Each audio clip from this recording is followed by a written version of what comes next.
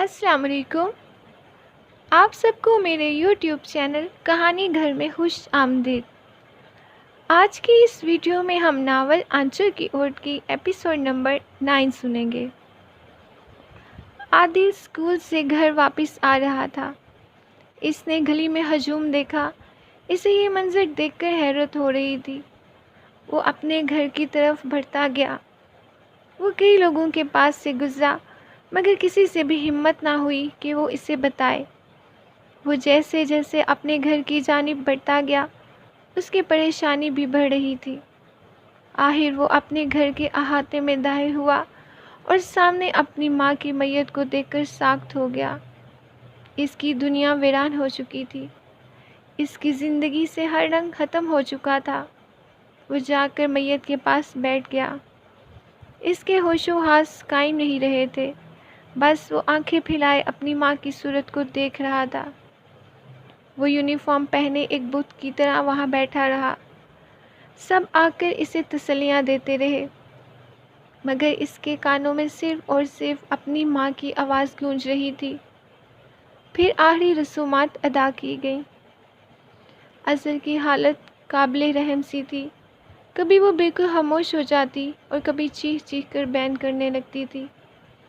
اپنے سر سے ماں کا سایہ کھونا اس کی بھی زندگی کا سب سے بڑا صدمہ تھا، مگر حالات کے شکنجے میں وہ بے بسی کی تصویر بن چکی تھی۔ عبد کو اندازہ تو تھا کہ اس کے گھر میں کیا حالات تھے اور اوپر سے اتنا بڑا صدمہ۔ شام کو عبد گھر آیا تو تحریم بچوں کو نہلا کر کپڑے پہنا رہی تھی۔ آپ گئے نہیں؟ آج تو اسے آپ کی ضرورت تھی۔ اس کے لہجے میں گہرا طنز تھا۔ وہ تحریم کی زبان سے ایسے لفظ کی توقع نہیں کر رہا تھا، اس لیے حیرانی سے اسے دیکھتا رہ گیا۔ مگر آج اسے یقین ہو گیا تھا کہ جس شک کے بیج کو اس نے بو لیا ہے وہ شجر بڑھتا ہی جا رہا ہے، مگر اب بے بسی کے سوا کچھ نہ تھا۔ ہر روز کی طرح ساحل آج بھی کیمسٹری کی کلاس میں اس کا انتظار کر رہا تھا، مگر ہر روز کی طرح آج بھی اس کی ایک جھلک دیکھنے کو نہ ملی۔ وہ کافی پریشان تھا۔ وہ آخر کیوں نہیں آ رہی؟ کہیں وہ بیمار نہ ہو؟ پتہ نہیں کدھر چلی گئی وہ؟ یہ سوال ساحل کو مزید تکلیف دینے لگے تھے۔ پھر سر عاقب نے کیمسٹری کی ٹیسٹ دینے کی تیاری کا کہا۔ مجھے بے حد خوشی ہے کہ تمام طلباء نے اپنا سلیبس جلد از جلد مکمل کر لیا ہے، اور آپ کو جان کر خوشی ہوگی کہ ہائیسٹ مارکس ایک لڑکی کے ہیں۔ آج سے پہلے کلاس میں سب سے زیادہ نمبر ساحل کے آتے تھے۔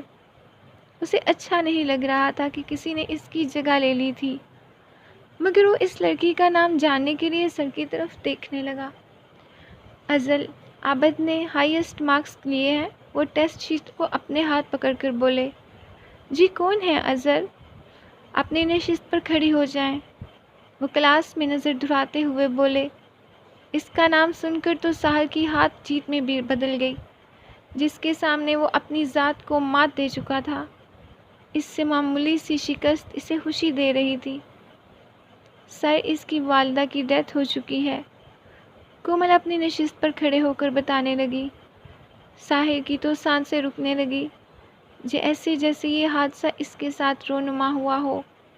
اوہ، خدایا انہیں جنت الفردوس میں جگہ عطا فرمائے۔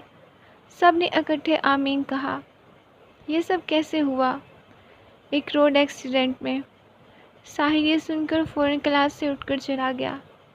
اس کے لیے یہ سب برداشت کرنا آسان نہ تھا۔ سر عاقب نے حیرت سے اسے جاتے ہوئے دیکھا مگر کچھ نہیں کہا۔ لیکچر ختم ہونے کے بعد آہد فوراً ساحل کے پاس گیا۔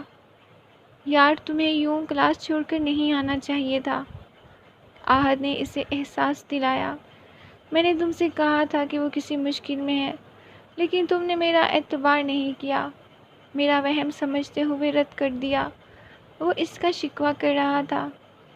آہد سر ہلاتے ہوئے اس کی بات پر متفق ہو گیا۔ میں تو صرف اس کی ایک جھلک دیکھنے کے لیے رہتا ہوں، مگر اب وہ انتظار بھی ختم ہوگا ہی نہیں۔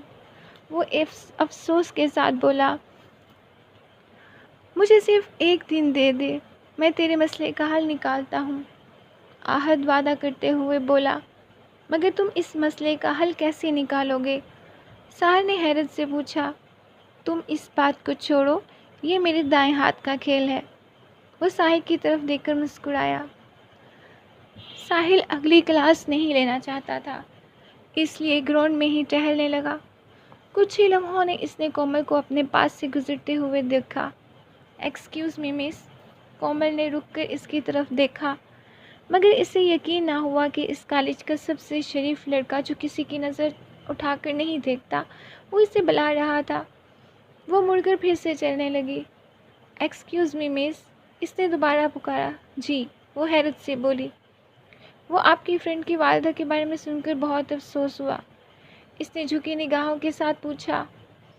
جی کومل اسے دیکھتے ہوئے اتنا ہی کہہ سکی۔ ماں جیسی ہستی کو کھونا یقیناً کسی کے لیے بھی ناقابل برداشت ہے۔ یہ بات یقیناً آپ کی سہیلی کے لیے بھی بہت گہرا صدمہ ہوگی۔ وہ بات کو طویل دیتے ہوئے بولا۔ جی مگر خدا کی مرضی کہ آگے انسان بے بس ہوتا ہے، اس کی رضا میں راضی رہنا بہتر ہے۔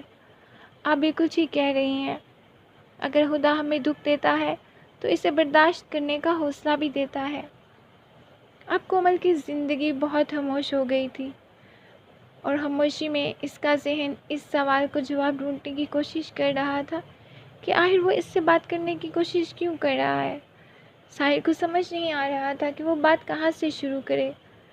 کافی ہمت جتانے کے بعد وہ بات کرنے ہی والا تھا کہ کومل کی سہیلی درمیان میں آ گئی۔ بس اللہ تعالیٰ ان کی والدہ کو مغفرت عطا فرمائے، اس سے بڑھ کر ہم شاید ان کے لیے کچھ بھی نہیں کر سکتے۔ اس نے بات فوراً بدل لی۔ آمین، کومل نے بھی زیر لب دہرایا۔ وہ کہتے ہوئے چلا گیا۔ کیا بات ہے، آج کل ساحر تم سے بات کرنے کی کوشش میں مصروف رہتا ہے؟ اس کی سہیلی نے آتے ہی یہ بات نوٹ کر لی۔ ہاں میں بھی سوچ رہی تھی وہ ایسا کیوں کر رہا ہے۔ کہیں وہ تمہاری محبت میں تو گرفتار نہیں ہو گیا؟ اس کی سہیلی نے بے بنیاد انکشاف کیا۔ نہیں نہیں، ایسی کوئی بات نہیں، اگر ہوئی تو دیکھ لیں گے۔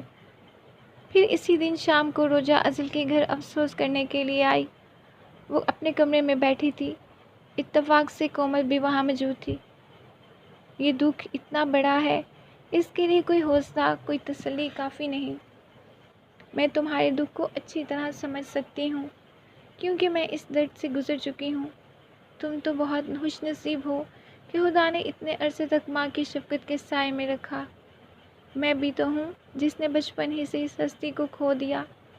روجا آنسوؤں کے ساتھ بول رہی تھی۔ ازل کی آنکھوں سے آنسو آ گئے۔ ازل اب یوں رو کر انہیں تکلیف نہ پہنچاؤ، بس ان کے لیے دعا کیا کرو۔ رہ جانے سے اسے سمجھانے کی کوشش کی۔ میں کیا کروں روجا، میں جدھر بھی دیکھتی ہوں مجھے ان کا چہرہ نظر آتا ہے، انہی کی آواز سنائی دیتی ہے، اور تو ان کی یادیں اس گھر کی ہر چیز سے وابستہ ہے۔ میرا دل یہ ماننے کو ہرگز تیار نہیں کہ وہ اب ہم میں نہیں ہیں۔ مجھے ہر پل ان کی آہٹ محسوس ہوتی ہے، جیسے وہ ابھی واپس لوٹ آئیں گی، اور ان کی موجودگی کا احساس ہر لمحہ میرے ساتھ رہتا ہے۔ میں وہ بدنصیب بیٹی ہوں جس کی ماں اس سے ناراض تھی۔ میں اگر ان کے دل محبت کو بھول بھی جاؤں تو ان کی اس خاموشی کو نہیں بھول سکتی جو کئی دنوں سے ان کے ساتھ تھی۔ خدا ان کے درجات بلند کرے۔ روجا نے دعا کرنے کے کہا۔ کرن اور عادل کیسے ہیں؟ روجا نے پوچھا۔ کرن بہت سہمی ہوئی ہے، شاید وہ ہر بات کو سمجھنے لگی ہے، اس لیے کوئی سوال نہیں کرتی، مگر عادل تو اسی دن سے بالکل خاموش ہے، نہ جانے یہ خاموشی کب تک رہے گی۔ اس سے بات کرو تاکہ وہ اپنے دل کا غبار نکال سکے۔ اس نے ایسا نہ کیا تو کہیں اسے کچھ ہو نہ جائے۔ روجا نے خدشہ ظاہر کیا۔ خدا نہ کرے اسے کچھ ہو۔ اس نے اسی خیال سے پناہ مانگی۔ ازل اس کے کمرے میں گئی تاکہ اس کے دکھ کو کم کر سکے۔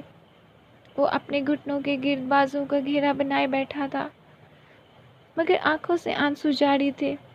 عادل، عادل، وہ اسے مسلسل پکار رہی تھی، مگر کسی نے اس نے کوئی رد عمل ظاہر نہیں کیا۔ عادل، اس نے اس بار اس کے بازو کو جھٹکا، لیکن اسی بار بھی اس کی کوشش بے سود رہی۔ عادل کچھ تو کہو، اب امی ہمارے ساتھ نہیں ہیں۔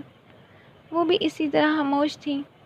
پلیز اس خاموشی کو توڑ دو، کچھ تو کہو۔ اس نے آنسو بہاتے ہوئے اپنا سر عادل کے کندھے پر رکھ دیا، مگر عادل پر کچھ اثر نہ ہوا۔ عادل، تجھے اس ماں کی قسم جو اب حیات نہیں رہی، کچھ تو کہو، اپنے دل کے درد کو کم کرو۔ اظہر نے اس کے چہرے کو اپنے ہاتھوں میں لے کر کہا، کیا کہوں؟ میرے پاس کہنے کے لیے کچھ نہیں، وہ بے بس ہو کر بولا۔ اظہر نے سر اٹھا کر اس کی طرف دیکھا۔ امی جان ہمیں یوں چھوڑ کر کیسے جا سکتی ہیں آپ ہی؟ تم بتاؤ، اب ہم ان کے بنا کیسے جئیں گے؟ وہ بہن کے گلے لگ کر رونے لگا تھا۔ ہاں عادل، اب شاید ہماری زندگی کی وہ خوشیاں لوٹ کر نہیں آ سکتی، اس نے اتفاق کرتے ہوئے کہا۔ پھر فوراً ہی اس کے خیال میں کچھ طرح یادوں کا حصہ گردش کرنے لگا۔ وہ یکدم اظہر کو جھٹکتے ہوئے اس سے دور ہو گیا۔ تم قاتل ہو میری ماں کی، ایک نیا الزام اظہر پر لگا دیا گیا۔ اس نے حقارت بھری نظروں سے اس کی طرف دیکھا۔ یہ سب تمہاری وجہ سے ہوا ہے۔ اس سے پہلے کہ میرا ہاتھ تم پر اٹھ جائے، دور ہو جاؤ میری نظروں سے۔ عادل ایسا مت کہو، وہ بے چارگی سے بولی۔ کومل میرے کمرے سے عادل کی آواز کو بآسانی سن سکتی تھی۔ اس سے پہلے کہ معاملہ بگڑ جائے، وہ اسے آ کر لے گئی۔ کومل، کیا میں قاتل ہوں؟ وہ اس کی تائید کرنا چاہتی تھی۔ کیا میں نے اپنی ماں کو مارا ہے؟ اس نے دوسرے کمرے میں جاتے ہوئے اس سے پوچھا۔ نہیں اظہر، زندگی اور موت صرف اللہ کے ہاتھ میں ہوتی ہے، اس میں تمہارا کوئی قصور نہیں، وہ اسے سمجھانے لگی تھی۔ نہیں، اس حقیقت سے میں چاہ کر بھی منہ نہیں پھیر سکتی۔ پھر اظہر اور عادل نے یوں ہی اختلاف بڑھنے لگے۔ وہ اس احساس کو کبھی فراموش نہ کر سکا کہ امی جان کی وجہ موت کی اظہر کی موت ہے۔ کومل نے بھی اسے سمجھانے کی کوشش کی، مگر وہ کچھ سننے کے لیے تیار ہی نہ تھا۔ ان حالات میں اظہر کو ایک پل بھی سکون میسر نہ تھا۔ ایک طرف رسوائی، اپنی ماں کی ناراضگی اور پھر ان سے بچھڑنے کا غم، دوسری طرف عادل کی اذیت ناک تلخ باتیں اسے روز روز نئی آزمائشوں میں مبتلا کر رہی تھی۔ اگر وہ زندہ تھی تو صرف کرن کے لیے، کیونکہ کم از کم وہ بہن کو شفقت سے محروم نہیں کرنا چاہتی تھی، دوسرا بابا کو مزید کوئی دکھ نہیں دینا چاہتی تھی۔ مگر زندگی کے اس تر حصے میں وہ خود کو انتہائی بے بس محسوس کر رہی تھی۔ اسے زندگی کی راہوں میں تاریکی کے سوا کچھ نظر نہیں آ رہا تھا، شاید امید کی ایک کرن بھی نہیں۔ ساحل اور اس کے دوست بھرپور کوشش کے بعد اظہر کے گھر کا ایڈریس مل ہی گیا، مگر اس سے کوئی کانٹیکٹ نہ ہو سکا۔ اب ساحل کی محبت ان راہوں پر گامزن تھی جن کی کوئی منزل نہ تھی، مگر وہ پر امید تھا کہ کسی نہ کسی دن اس سے ملاقات ضرور ہوگی۔ وہ اسی دن اظہر سے اظہار محبت کر دے گا۔ وہ اکثر اس کے گھر کے سامنے سے گزرتا، اس امید کے ساتھ کہ اس کی ایک جھلک تو دیکھ سکے گا، مگر قسمت۔ ایک شام روجا اجل سے ملنے آئی۔ ابد چاہ کر بھی اس سے بات نہیں کر سکتا تھا، اس لیے اس نے روجا کو بھیجا۔ آج میں ابد کی طرف سے افسوس کرنے آئی ہوں۔ اس نے آتے ہی اپنے آنے کی وجہ بتائی۔ تو برائے مہربانی آپ واپس لوٹ جائیں، اس سے پہلے کہ میں کچھ ایسا کہوں جو آپ کو ناگوار گزرے۔ روجا یہ سن کر بوکھلا سی گئی۔ وہ بولی، اظہر، اس میں ابد کا کیا قصور ہے؟ جو ہوا قدرت کا لکھا ہوا تھا۔ یہ قدرت کا لکھا نہیں تھا، بلکہ اس کی لاپرواہی کا نتیجہ ہے، مگر میں اس سے بات تک نہیں کرنا چاہتی۔ اظہر کے چہرے کا رنگ بدلنے لگا۔ اور ہاں، اس سے کہہ دینا کہ وہ میری زندگی کا وہ گرہن ہے جس کی وجہ سے میری زندگی میں مشکلات ختم ہونے کا نام نہیں لے رہی، اور اب مجھے احساس ہوا ہے کہ شاید مجھے اس سے محبت تھی ہی نہیں۔ میں ایک پرچھائی کے پیچھے بھاگتی رہی، میں اسے انجانے میں اپنی یادوں کا حصہ بناتی رہی۔ شاید اس عمر کے جذبات کا نتیجہ تھا۔ میں اسے اپنی خوشیوں میں بلا وجہ تلاش کرتی رہی، جبکہ میرے دکھ میں وہ مجھے ایک بار نہیں یاد آیا۔ اس سے کہہ دینا کہ وہ میری ناپختگی کو ایک بھول تھی۔ مجھے اس کے ساتھ گزرے وقت پر مرتے دم تک افسوس رہے گا۔ مجھے افسوس ہے اپنے دل کی دھڑکن پر جو کبھی اس کے نام ورد کرتی تھی۔ اپنے خیال میں اس کا عکس تھا، اس نظر پر جو اسے دیکھنے کی منتظر تھی۔ مجھے افسوس ہے اس فریاد پر جو میں نے اس سے کہا کرتی تھی، اس لمحے پر جب ہماری ملاقات ہوئی تھی، اس اعتبار پر جو میں نے اس انسان پر کیا تھا۔ مجھے افسوس ہے اپنی سماعت پر جس سے میں نے سنا تھا، ان قدموں پر جو انجانے میں اس کی طرف بڑھے، ان الفاظ پر جو میری زبان سے نکلے، ان سپنوں پر جن میں میں نے اسے دیکھا، ان تحریروں پر جو اس نے مجھے لکھی۔ مجھے افسوس ہے خود پر کہ کیوں میں اس میں دل لگی کی چاہت کو استعمال ہوتی رہی، کیوں اس روانی سے بولی جا رہی تھی۔ شاید اسے خود بھی معلوم نہ تھا کہ یہ تسلسل ٹوٹتے ہی وہ آنسو بہاتے بہاتے صوفے پر بیٹھ گئی۔ روجا اس کی طرف بڑھی اور اسے اپنی باہوں میں لے لیا۔ مجھے اس سے بے بس نفرت ہے، اس قدر کہ تمام سمندر اس نفرت کو مٹانے کے لیے بھی کم پڑ جائیں گے۔ مجھے معاف کر دو اظہر، میں تمہیں تکلیف نہیں دینا چاہتی تھی، روجا ندامت سے بولی۔ روجا، میری آخری التجا ہے کہ تم پلیز یہاں سے چلی جاؤ اور اب اس کی وکالت میرے سامنے کبھی نہ کرنا، پلیز۔ وہ بھی اس کے کندھے پر سر رکھ کر رو رہی تھی۔ وہ بے انتہا محبت اب شدید نفرت میں بدل چکی تھی۔ آج جب عبد روجا سے ملنے گیا تو اس نے اظہر کے کہے ہوئے الفاظ کی امانت اس کے حوالے کر دی۔ آج عبد نے فیصلہ کر لیا کہ اب وہ اس کی زندگی سے اتنا دور چلا جائے گا کہ اس کا سایہ بھی اس پر نہ پڑے گا۔ اسے احساس ہو گیا تھا کہ یہ فیصلہ اسے بہت پہلے کر لینا چاہیے تھا، مگر اس کی خواہشوں نے اس سے بہت ایسے کام کروائے جو اسے نہیں کرنے چاہیے تھے، جس کی وجہ سے نہ صرف اس کی مشکلات میں اضافہ ہوا بلکہ اظہر کی زندگی اجیرن ہو چکی تھی۔ آج وہ پہلی بار ماضی کو اس مقام پر چھوڑ آیا تھا، مگر ماضی کے بدلتے وقت کی دھاڑے میں اپنے اثر دکھائے بغیر نہیں رہ سکتا۔ ایک لمحے کی خطا صدیوں کی اذیت بن جاتی ہے۔ وہ اپنے کمرے میں چلا گیا، مگر وہ خاموشی جس نے اس کے دل کو اذیت میں ڈال رکھا تھا، وہ چہرے پر نمایاں ہو رہی تھی، جسے وہ سارے جہاں کی خوشیاں دینا چاہتا تھا۔ اس کی جھولی میں غم ڈال کر اپنے آپ پر بے حد افسوس تھا۔ مگر ملاقات ہوئی، تحریم کی آواز اس کے کانوں سے ٹکرائی۔ کس سے؟ وہ حیرانگی سے پوچھنے لگا۔ جس سے ملنے گئے تھے۔ اس کے لہجے میں طنز شامل تھا، مگر وہ بات گھماتے ہوئے بولی، میں نے اسے چھوڑ دیا ہے، مگر میرا خیال ہے کہ تم اسے کبھی نہیں چھوڑ سکتی۔ وہ سمجھ چکا تھا کہ تحریم کا اشارہ کس طرف ہے۔ میں نے تو کبھی اس کا نام نہیں لیا، مگر میں سب سمجھتا ہوں۔ نہ جانے تم اسے ہر بات میں کہاں سے لے کر آ جاتی ہو۔ وہ پہلے بھی ہمارے درمیان تھی، بس مجھے خبر نہیں تھی۔ وہ اس کے چہرے کو غور سے دیکھتے ہوئے بولی، تمہیں سمجھانا کم از کم میرے بس کا کام نہیں۔ وہ سر پکڑ کر بیٹھ گیا، اور مجھے تو یقین ہو گیا ہے کہ وہ شاید ہمیشہ ہمارے درمیان رہے گی۔ تحریم نے بات کو مزید تول دیتے ہوئے کہا، اسے بھول نہیں سکتی، ہر بات میں اس کا ذکر لازمی ہے۔ وہ چلاتے ہوئے بولا، کیسے بھول جاؤں؟ جس کو تم نے مجھ پر برتری دی، مجھے اپنا آپ اس کے سامنے حقیر لگنے لگتا ہے۔ آخر کیا کمی ہے مجھ میں یا میری چاہت میں؟ دیکھو، ایسی کوئی بات نہیں، میں تم سے بے پناہ محبت کرتا ہوں، پلیز میری چاہت کا بھروسہ کرو۔ وہ التجا کر رہا تھا، مگر اب ہر التجا رائے گاں تھی۔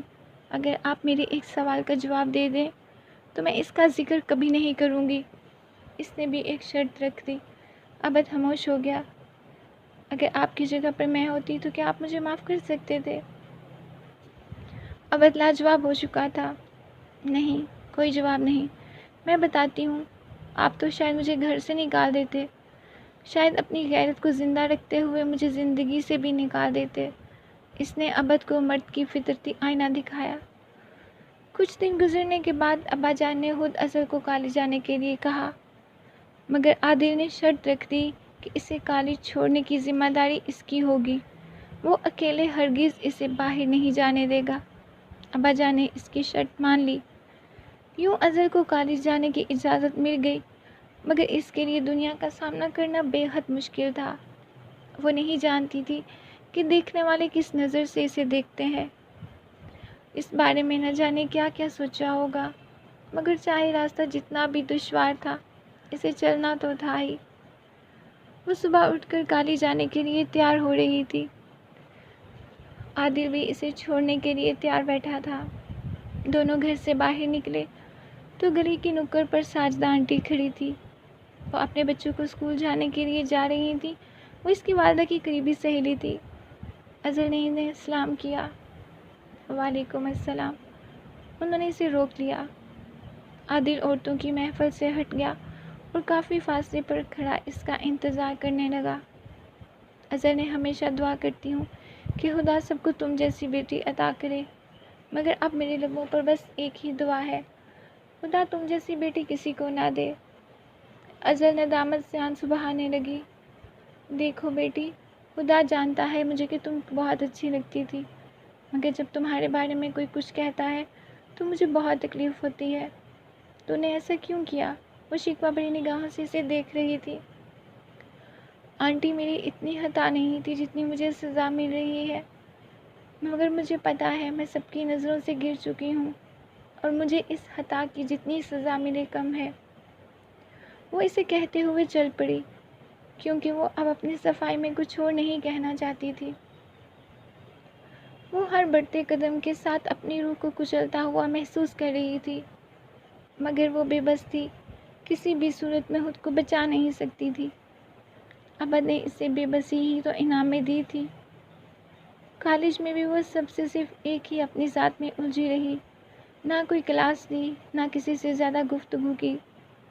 کومل اسے سمجھاتی رہی، مگر وہ کچھ نہ سمجھ پا رہی تھی۔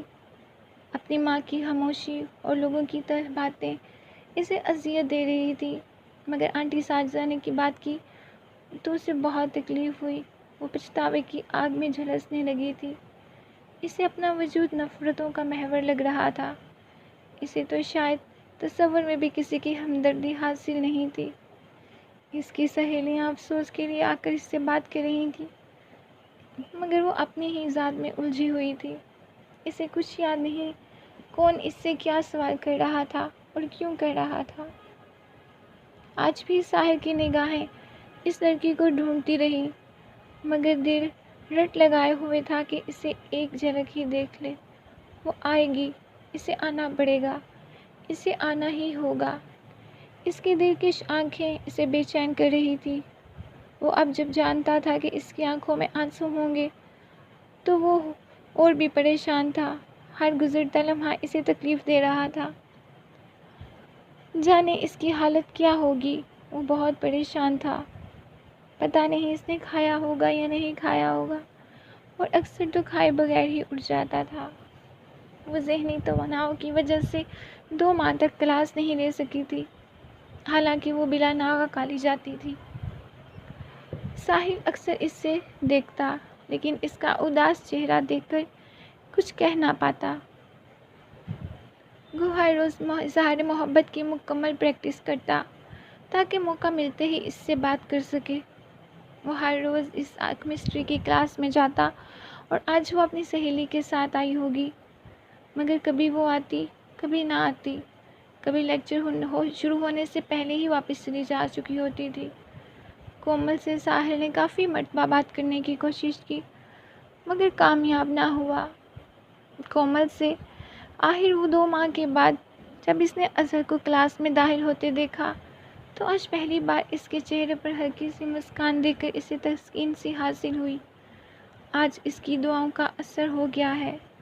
وہ اس کی بے لوث محبت کی پہلی فتح تھی، جس نے محبت کا رنگ اور بھی گہرا کر دیا تھا۔ اس کی امید پختہ یقین میں بدل چکی تھی کہ جسے اس کا یہ خواب تعبیر بن چکا تھا، وہ اسی طرح اس کا ہر خواب سچا ہونے والا ہے۔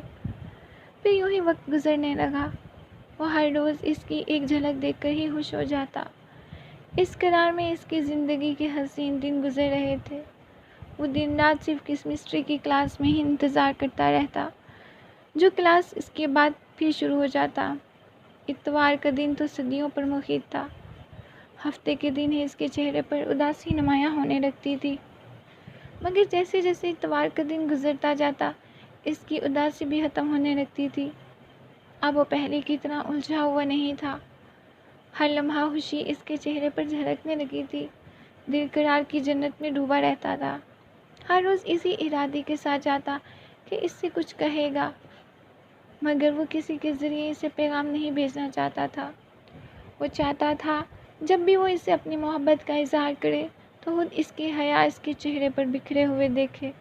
اس کا خیال تھا کہ جب بھی وہ اس سے اظہار محبت کرے گا تو وہ شرماتے ہوئے وہاں سے بھاگ جائے گی یا حیرت سے اس کی آنکھوں میں دیکھتی رہ جائے گی، مگر حقیقت اس سے کافی مختلف تھی۔ اظہر کے الفاظ کی امانت جو روجا کے ذریعے ابد تک پہنچی تھی، وہ تلخ باتیں ابد کو گھیرے ہوئے تھیں۔ محبت کو بھولنا اتنا مشکل تھا تو اس سے نفرت کیسے سنبھالتا؟ بے شک وہ اس کے لیے کچھ نہیں کر سکا تھا، مگر اس کے پاس سے بھی بہت بدہرد واپس تھے۔ اگر اظہر سب کی نظروں سے گر چکی تھی تو وہ بھی اپنوں نظروں میں گر چکا تھا۔ ابد نے نہ جانے انجانے میں اسے تکلیف دی، جس کی تکلیف سے سب سے زیادہ اسے ہی تکلیف ہوتی تھی۔ اگر اظہر کی آنکھوں میں بارش تھی تو ابد کی آنکھوں میں بھی برسات تھی، کیونکہ جس عزت کو بچانے کے لیے اس نے کئی دعوے کیے تھے، اس عزت کی حفاظت نہیں کر سکا تھا۔ اور ایک غیرت مند انسان کے لیے بہت بڑی بے بسی تھی، لیکن کچھ چیزوں پر انسان کا اختیار نہیں ہوتا۔ کچھ دن گزرنے کے بعد ایک دن سر عاقب لیکچر دینے کے لیے نہ آئے تو کلاس نے ان لمحوں کا لطف اندوز ہونے کا فیصلہ کر لیا۔ اب کافی عرصہ گزرنے کے بعد لڑکے لڑکیوں میں دوستیاں بھی ہو چکی تھیں۔ احد اور زمان باہر نکل آئے اور سب ان کی زندگی کے سب سے حسین پل کے بارے میں پوچھنے لگے۔ پھر سب نے آ کر اپنی زندگی کے حسین لمحوں کے بارے میں بتایا۔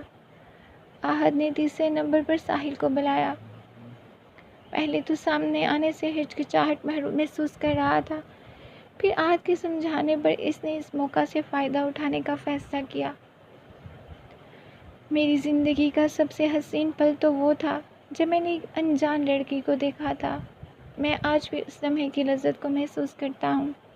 زندگی میں پہلی بار مجھے اتنا سکون ملا تھا کہ میں اپنی روح سے بلا تعلق ہو چکا تھا۔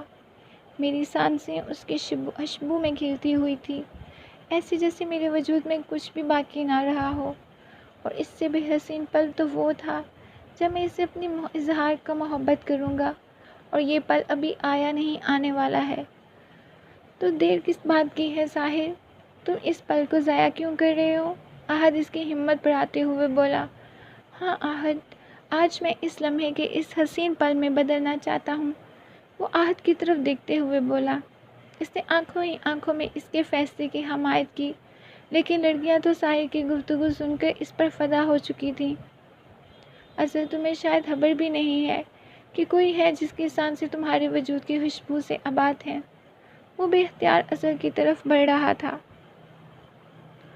سب ان دونوں کو حیرت سے دیکھ رہے تھے۔ اظہر حیرت زدہ آنکھوں سے دیکھ رہی تھی اور باقی لڑکیاں بھی اسے دیکھ رہی تھیں کہ ساحل جیسا انسان بھی کسی سے محبت کر سکتا ہے۔ اظہر، میں تمہاری محبت میں فنا ہو چکا ہوں، اب تم چاہو تو مجھے سمیٹ لو، چاہو تو بکھیرنے دو۔ وہ حسرت بھری نگاہوں سے اس کی طرف دیکھ رہا تھا۔ وہ حیرت سے آنکھیں پھیلائے اپنی نشست پر کھڑی ہو گئی۔ تم شاید یقین نہ کرو، میری زندگی کا حسین پل وہ تھا جب میں ان آنکھوں سے تمہارے چہرے کو دیکھا تھا۔ اظہر پلیز، میری زندگی کے ہر پل کو حسین بنا دو۔ اظہر کی نگاہوں میں ابد کا چہرہ گردش کرنے لگا۔ اظہر پلیز، میری زندگی کے ہر پل کو حسین بنا دو۔ اس کے سب تر تر تازہ ہو گئے، ہر اذیت زندہ ہو چکی تھی۔